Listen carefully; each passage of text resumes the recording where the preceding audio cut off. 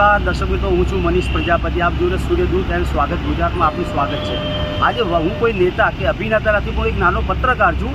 પણ તમે જોશો વિસાલાથી લઈને નારોલ હાઈવે સુધી જે નેશનલ 8 નંબરને મળે છે અને આગળ આપણે એક્સપ્રેસ હાઈવેને જોઈન્ટ થાય છે.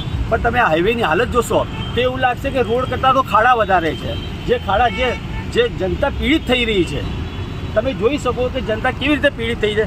જ્યાં જો ત્યાં ખાડા, જ્યાં તો શું છે આ લાવારીસ નારોલ જેવું લાગી રહ્યું છે એમને, કે કોઈ એનું કોઈ મા બાપ જ નથી.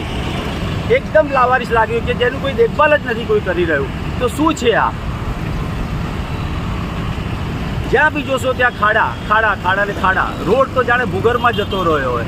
જેવી રીતે જે સર્વિસ, જે ઇમરજન્સી સેવાઓ છે 108 છે, ઇમરજન્સી સેવાઓ માટે પણ એટલી પણ તકલીફ પડી રહી છે કે જે આસાનીથી નીકળી નથી શકતું.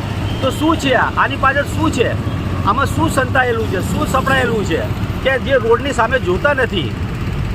મારી વિનંતી છે કે આ રોડ જે નારોલથી લઈને વિશાલ હાઈવે સુધી જે રોડ છે એને તાત્કાલિક સારો કરવામાં આવે.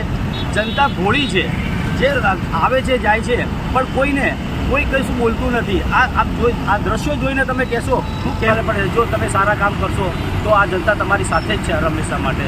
જોતા રહો સૂર્યદૂત સ્વાગત ગુજરાતમાં. મનીષ પ્રજાપતિ.